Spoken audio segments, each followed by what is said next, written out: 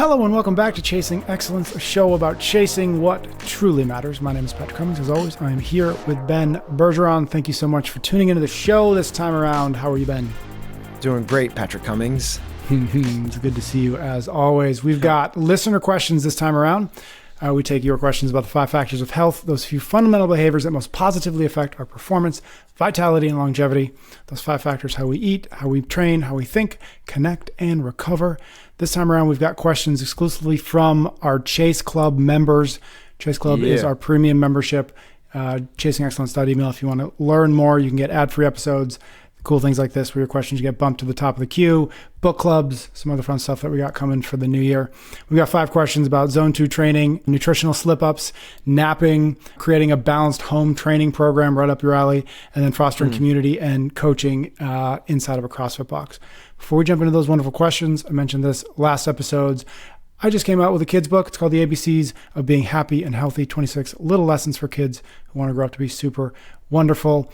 I wrote it for my kids. I wrote it for your kids. So if you've got a kid in that 6 to 12 age range and you like chasing excellence, I think this book will be right up your alley. So you can get it on Amazon. It's called The ABCs of Being Happy and Healthy. Are you ready, my friend? 5 questions? Let's rock and roll. All right. Ready. Thank you to Chase Club members for sending these over. We're going to try to answer Chase Club questions once a month, just exclusively Chase Club questions. So again, ChasingExcellence.email. This question, the first one's from Jenny. I recently finished Peter Attia's book, Outlive: The Science and Art of Longevity. And I've got a question about the Zone 2 VO2 max training. Attia recommends an hour a day, but I'm wondering if it still counts when that hour is broken up into 20 or 30 minute increments throughout the day. I do a lot of walking. I'll walk or hike a mile with one dog, put that dog away, then walk the next dog for a mile. It's rare that I get to walk for an entire hour at once, so I'm hoping these shorter sessions still count. On average, I log 22,000 to 25,000 steps a day. So I'm apparently I just need to get 2 dogs. 2 dogs who don't like each other. They won't walk together. Yeah. That's amazing. So, Jenny, I have some good news and some bad news. Good news is walking is awesome, and you're doing a great job getting a ton of it. But in terms of Zone 2 and VO2, they are 2 different things, and your walking is doing neither of them. So VO2 max is specifically training for VO2 max, and you can train for VO2 max through other endeavors, and Zone 2 can be one of them. But specific VO2 max training is at a high intensity. The standard protocol is 4 minutes on, 4 minutes off at a pace that by the 4th one, it's very, very hard to hold. So that's a real hard working effort. That is closer to like running 800 meters all out with 4-minute breaks 4 times through. Zone 2 training is, you're right, it is longer, it is lower intensity, but it's not walking. Walking is Zone 1. Walking is recovery. So Zone 2 training is basically how hard can you work while still maintaining a normal conversation. Meaning, if I was jogging right now, and if you can't see me, I'm pretending to be jogging right now, but I could still talk like this. Once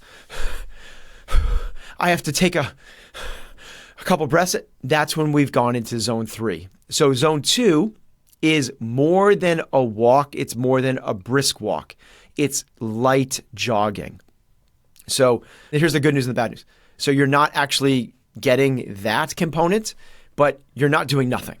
Right. It is good. Now, if you were to jog with your dog, I'm going to ask the question. I'm going to answer your question, assuming that you were doing 2 30-minute sessions. In that case, yes, for Zone 2 training, that long, think of Zone 2 training as really starting to take effect when you get over the 20-minute mark. Underneath 20 minutes of Zone 2 training really isn't just doing a whole heck of a lot. And Zone 2 training by these elite athletes will last hours and hours and hours. 3, 4, 5, up to 6 hours. Phenomenal book. I would call it a book, but it's basically like an ebook written by the guy that set the speed skating world record for the 5 and the 10K. Yeah, you mentioned this before. He biked for 6 hours a day, 5 days a week. Indoor training. Indoor on a stationary bike for 6 consecutive hours, 5 days a week.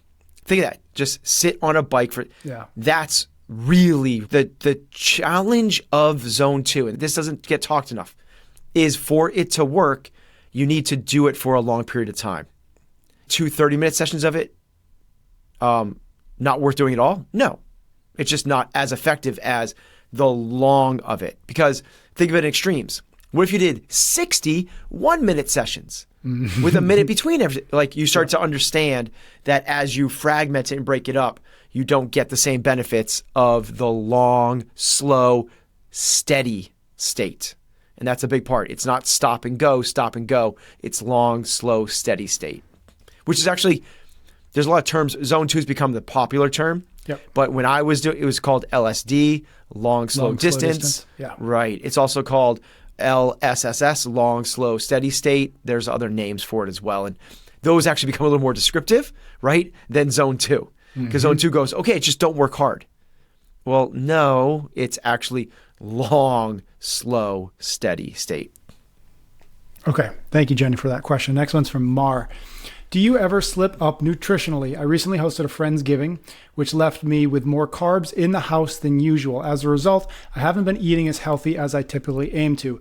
I'm reluctant to waste food, but I'm now discarding some items to get back on track. I find myself feeling guilty for this lapse.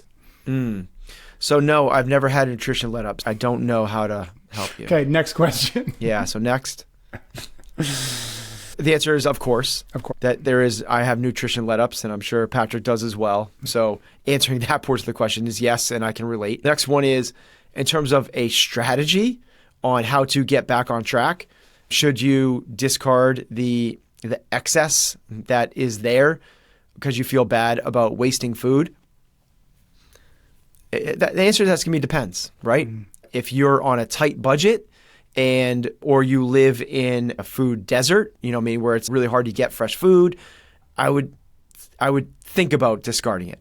If you have plenty of food available and you have means at your disposal, and you're just doing it because you have this thing that, like, because you grew up and mom always said, like, finish your plate, and we got, oh, don't throw that out, put that back in the fridge, then I would get rid of it. And the reason for that is you're burning up so much unnecessary mental energy and willpower fighting something that you don't need to fight. And it's the reason that we institute the practice with our kids about Halloween. Yeah. So on Halloween night, our kids go and oh my God, like they go to town, which is crazy. And it's the experience of, it's a big part of it. Like going to the next house, what do they get? Go to the house next. Wow, more Reese's. It's like, it's a really fun. We had the best Halloween we've ever had. We went to a different neighborhood. Yep. And I felt like it was in a movie. Like all the parents were dressed up.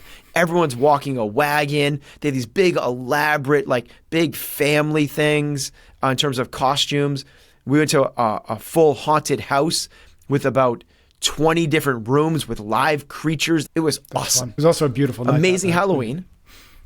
And when we get back on Halloween, they can eat as much as they want when they're trick-or-treating. It's a special day. And they have as much as they want when we get home. But the next morning when they wake up, the candy's gone because of this reason, right? It's exhausting as a parent to try to police candy in the house. Yep. And say what you want. Maybe that's not your belief system. I believe that excess, which is what kids would go to, a piece a day here or there, not the end of the world, right? But that's not, kids don't have that ability to regulate themselves. So it would be a constant fight not to have them 2, 3, 4, 5 pieces. And they're going to bring it to lunch and they're going to have a piece when they come home. In order to not have that battle, we get rid of it the next day. Experience it, have it, enjoy it, but then gone. It's the difference between, we talked about this a lot, but it's the difference between acute and chronic. Acute, totally fine. Like short, quick, intense, not a big deal. It's when things become chronic that become issues. Yeah. I read into Mara's question. I read the thing that sticks out to me beyond everything you just said is the almost insurmountable amount of guilt she's putting upon herself. First, she feels guilty that there's still food in the house. Then she feels guilty that she isn't throwing it away or is throwing it away. It's just layered with so much guilt. You work with a lot of people, certainly more than I have, and had conversations about nutrition. And how often is guilt at the heart of some part of this that is really kind of stymieing whatever progress they're trying to make? Maybe Mar, but maybe just in general. I feel like a lot of people guilt is the emotion that comes out of whatever's going on nutritionally for them? I think that in terms of the nutrition conversation, you're so good to highlight that. I think there's a number of different emotions that come up. It could be guilt, it could be shame, it could be regret, it could be fear, right? There's a lot of different things that come up in terms of the nutrition conversation. It really goes into the understanding, and this came out also from the book that we just finished reading in the book club. Mm-hmm. I love how Arthur Brooks labels this. Emotions are simply a tap on the shoulder that something's not the way it just was. Mm-hmm. Right? So if you feel that guilt, instead of just being like, and now what do I do? And oh my God, I don't know what to, just like tap, tap, tap. Hey, aka awareness, Yep. something's up. And then, of course, the next step is like a level of curiosity. Like, why do I feel that guilt? And now you get to explore things, right? And this is because it might be guilt, but it also might be shame, right? People eat something and then they're like, oh, or maybe it's right. Maybe it's, or I'm ashamed of my body, or I'm fearful that if I eat that, I'm going to cause cancer or be fat this summer or not make it to the CrossFit Games and I see everything as that framework, right? And that emotions being the opportunity, because everything happens so fast, right? Yep. Trigger, subconscious thought, emotion. But emotion, whew, that's the tap on, like, hey, Yeah. hey, hey, buddy, like something's up. And if we can just go, and the example I give of this a lot is I used to get so, frustrated. I'm trying to give the right word, but frustrated I think would be when we were trying to go somewhere as a family and pack the car.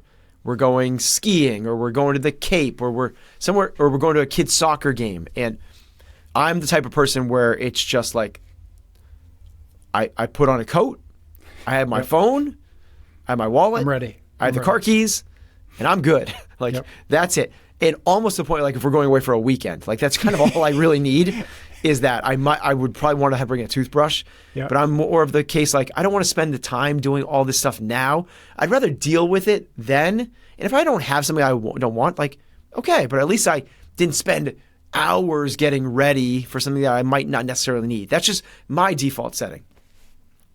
My wife is the exact polar opposite of that, which is we're going to pack everything that we just might possibly, in some weird, strange circumstances, might want to have.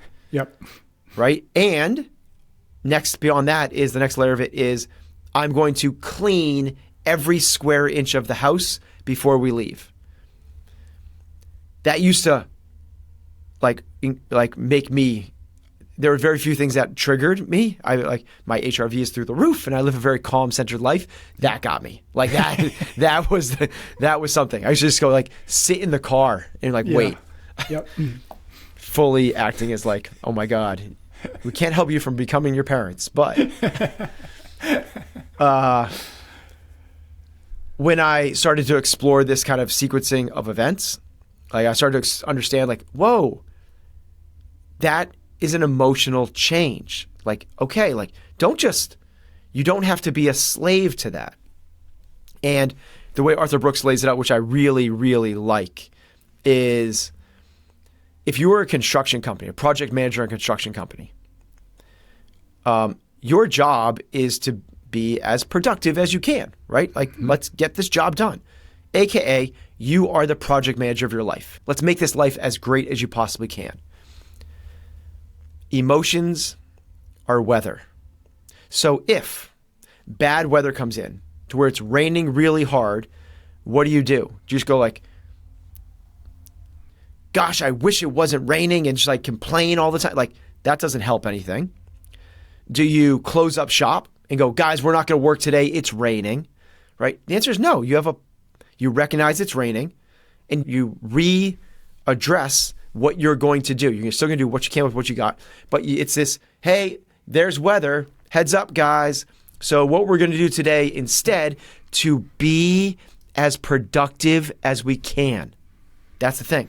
We got to move this project forward. We're not going to just stop. We're not just going to sit here and complain. What I was doing was going in the car and sitting and telling storytelling, complaining to myself in my head, right? I was like pouting. It was like, whoa, okay, let's instead have another plan. And what you could do is I would go back a few dominoes and go like, why, first off, why does this piss me off so much?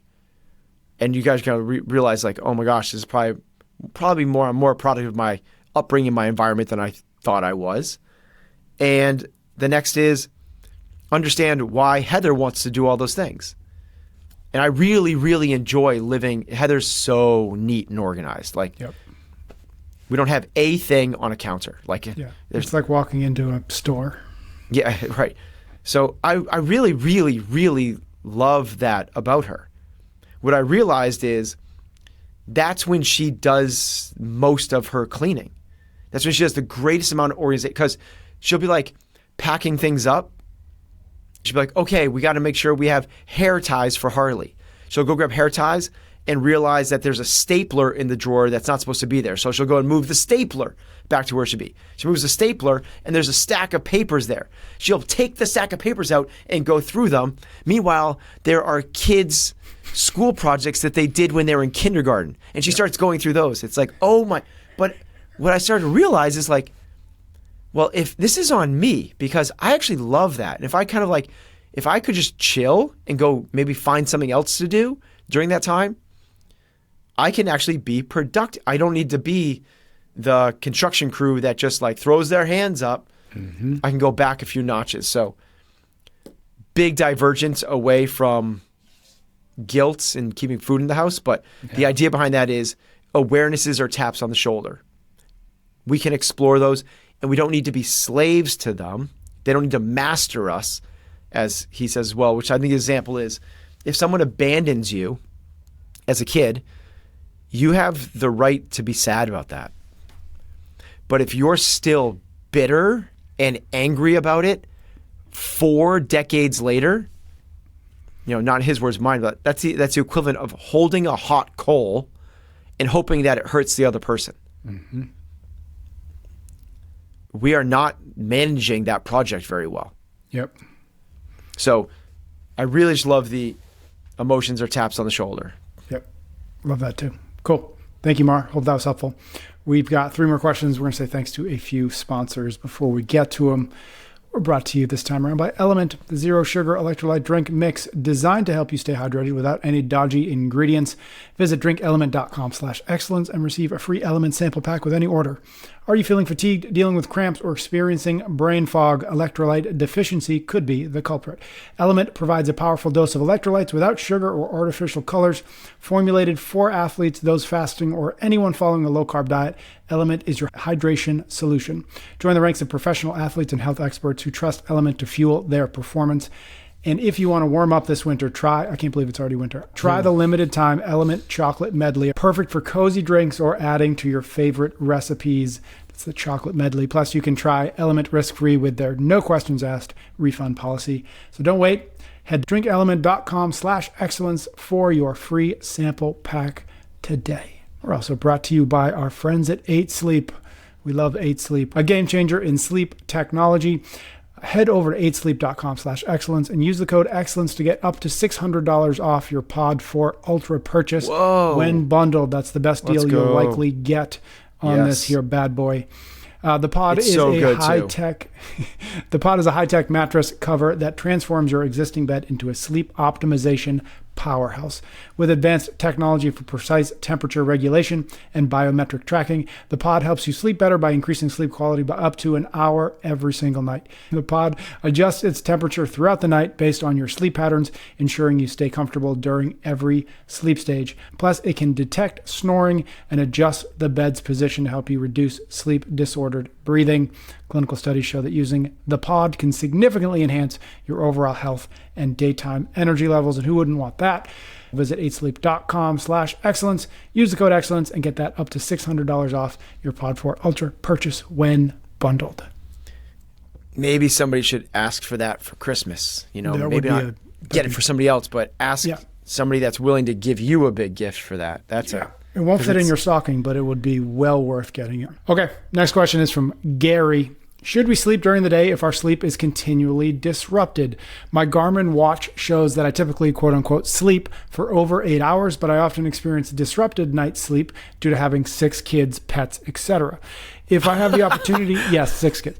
If I have the opportunity to nap during the day, which also affects my night sleep, should I take it, or should I aim for 8 uninterrupted hours at night instead?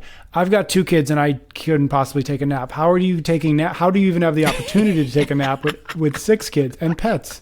My kids wouldn't let me take a nap. Okay, anyways. That's amazing. Good for you, Gary. Okay, but he asked 2 questions there. Yep. Which is, he starts off with a question basically which says like, should I take a nap if I don't get 8 hours of sleep? And the answer is yes. Then he says, that when he does take a nap, the way I read it is actually it disrupts his sleep. Yeah, so it also affects my night sleep. So, and then he says, should I strive for 8 hours? Yeah. So the answer is yes, no, and yes. Got it. The answer is yes. Taking a nap is good. That's it. That's the first one. Yep. Taking a nap is good, but not if it disrupts that next night of sleep. Yep. So, yes, shoot for 8 uninterrupted hours. Mm-hmm. That's really the 3-pronged approach to. I feel like we did like the whole hero's journey in that. But takeaway, if we can get it, we want the 8 hours. Yeah, you want the so sleep. Yes. So yep. You want the 8 hours. And everything else is of course. Everything else is a compensation, whatever that thing might be. Correct. But the ideal is, yeah. 6 hits. All right, good for you, Gary. Next question is from Rodrigo. I recently quit my gym after 9 months of consistent resistance training 5 to 6 times a week. I just couldn't afford it anymore. I've been training at home for a couple of months with a squat rack, barbell, and some weights, but I struggle with programming for all my fitness goals. Since I started training consistently and following my diet, I've lost about 15 pounds of fat and gained 10 pounds of muscle in about a year. Wow, Rodrigo. Yeah, damn, man. My goal is to get to 13 to 15% body fat. Doesn't say what he's at, but that's his goal. I do hypertrophy type training, but I also love CrossFit. I want to create a training program that includes the principles you guys mentioned, VO2 max, lactate threshold, and anaerobic capacity. However, I'm not sure how to incorporate these while maintaining my resistance training, which helps me keep or gain a little muscle while in a caloric deficit. Well, Rodrigo, do I have the answer for you? Yeah, you do. So the training program that we laid out that you are excited about. Yep. Yeah, is the training program it is the training methodology, philosophy, and the way that we do it on CompTrain. Yep. So regardless if you have 30 minutes to train, an hour, or 2 hours to train, we give you that option every single day when you come into the app, and it balances automatically across strength, hypertrophy, Metcon, VO2, aerobic capacity, and so on. So that is the way we structure that program. So I mean, I could lay out a strength training program for you, but it would be what we talked about, which is what is in the app. But it is a very structured, thoughtful approach that will achieve exactly what you're looking for, which is I only have this limited equipment. Regardless of the amount of time that you have, we can create that balance across losing weight, increasing muscle, maintaining strength, and increasing your VO2. I did a recent post on basically the well-rounded capacity I've had from following this program for a year. This is maybe a not so well-kept secret, but I didn't follow CompTrain for a long time because it was set up for games athletes. Yeah.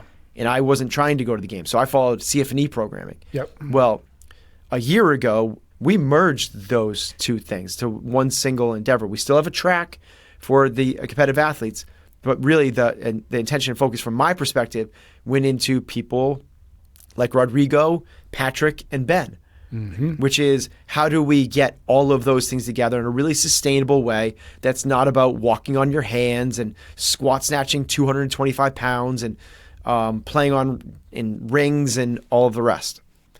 And after following this for a year, I've matched my lifetime PR in a deadlift, strength, took 21 minutes off of the Chad workout, which is an incredible test of overall work capacity, and I got my VO2 max tested at Human Performance Health, and I scored a 57, which actually wasn't even registered it was off the chart in terms of it went above the 95th percentile in terms of there's elite performers, and I was above that. So I'm as strong as I've ever been. I have the best work capacity I've ever had, and I have VO2 max that is off the charts. Also got my body fat done, and I'm at 13%, which is basically, as a 47-year-old, was also, I didn't post that, but that's also off the chart. I'm actually blown away by this. When I posted that, about the majority of the comments were like, way to go, coach, consistency pays off. It was about consistency. No, it's not. Because I've been doing this type of training 6 days a week for 2 decades. Yeah, 20 years. It's the program. Which people go, can the program really make a big difference? Of course it can. If you're going to do yoga 7 days a week, you're not going to get very strong, right? If you're going to do powerlifting 7 days a week, you're not going to get very fit. The programming has a huge influence on your capacity. And when we take the time to intentionally lay out a framework and a structure across a year to ensure that we're getting what we want to do, which is big, air quotes, underline, bold, well-rounded, complete fitness, this is what we end up with. I can't believe that I am fitter at 47 than I was at 37. And I wasn't like unfit. At 31, I was competing at the CrossFit Games. Yeah. So Rodrigo, I share that with some excitement because we got something for you. We got exactly that thing for you. 2 things quickly. One, I'll get back to Rodrigo's question, but it's curious because I didn't scan through the comments on that post too much about consistency. I think people respond to it as being consistent because that's the thing that stands in the way of most people's ultimate progress.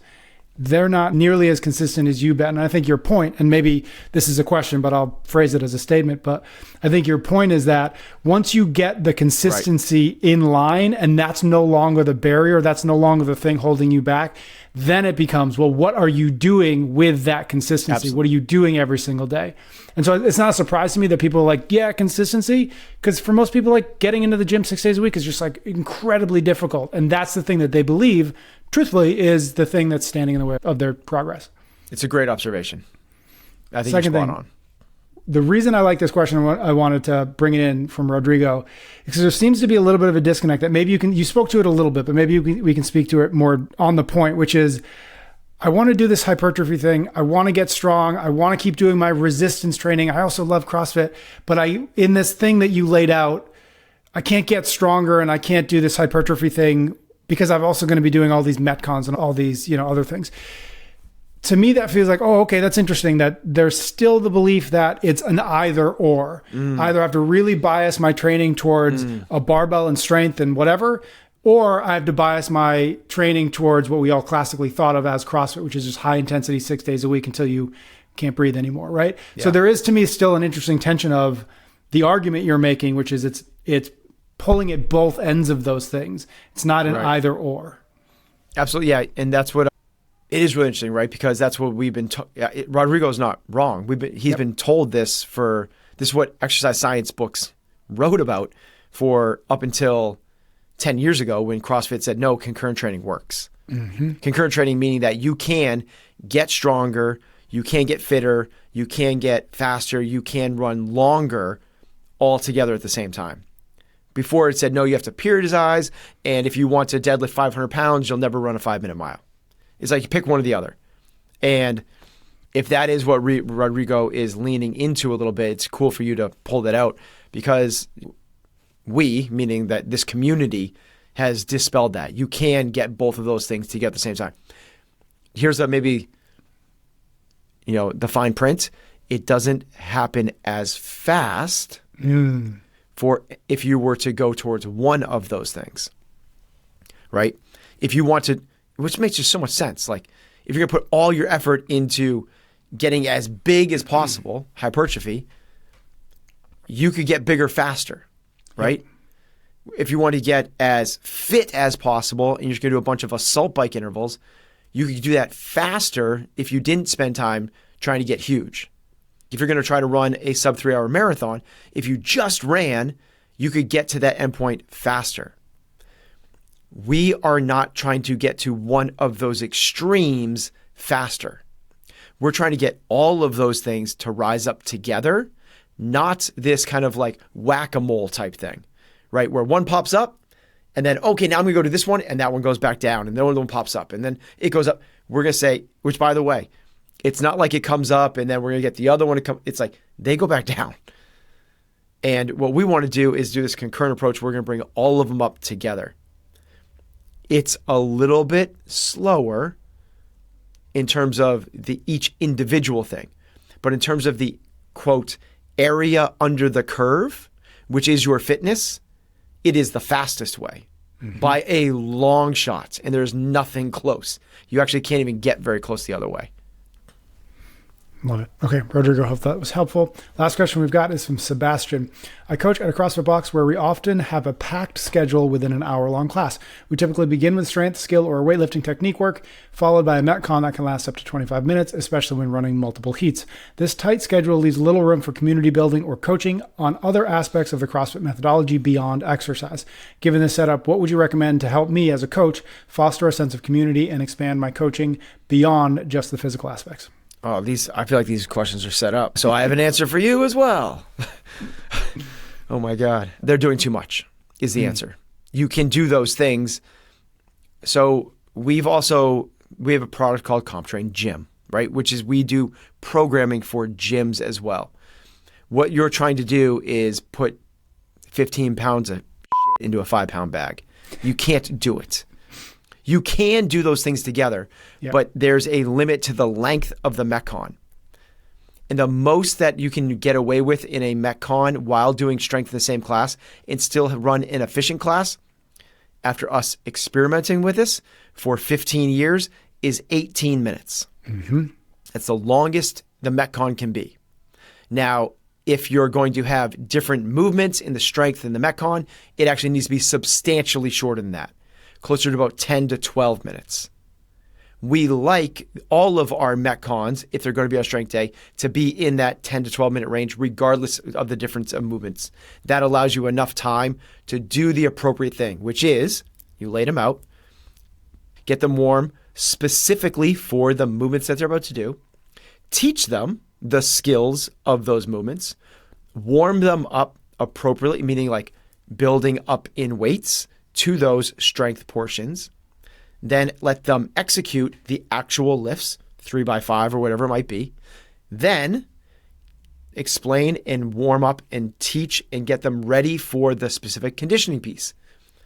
All of those things, if you think about it, in 4 15-minute increments. You have 15 minutes to brief the workout, get them specifically warm, and get them ready for the lift. That's including like warming up with an empty barbell. Then you have 15 minutes to do the strength portion. That actually is enough time, we found, as long as they're warmed up with the barbell beforehand, to get to platform, slap some weight on, and build up to some heavies. Then you have 15 minutes to transition them to the Metcon, and then you have 15 minutes to execute the Metcon. 4 times 15-minute breaks. So I feel like the back half of this podcast, the last 2 questions was an accidental advertisement for yeah, but that is the short answer though, is we know if it's this movement and this movement, that needs to be a 12-minute workout. If it's this movement, we could do it in 18. So you don't have to do the work yourself if you don't want to. Yep. I think what's interesting about that is, what Sebastian's asking for is like, can you give me some tactics? Can you give me some tips and tricks? And how can I squeeze in some more? No. It's not squeeze more in. The tactic is 12 minutes. And you said you do 20 to 25. Yeah, but that's what it is. Like there aren't tactics to squeeze in a little bit more relationship building. The tactic is to go 5 steps backwards and say, you're trying to fit too much into this 60 minutes. And until you fix that, everything else will be an approximation of what you're hoping for. You won't get there until you go all the way back to what is on the whiteboard, because that is where the problem ends up being for gyms like the one Sebastian's at, is there's just too much stuff trying to be done inside not enough time. That's right. Yeah. Dig it. All right. Thank you to everybody in the Chase Club. We will do this again next month, so get your questions ready. Thank you everybody else out there for listening, for your ratings, for your reviews, for sharing the show with your friends. We appreciate it when we see it. Ben and I will be back soon for a brand new episode of Chasing Excellence.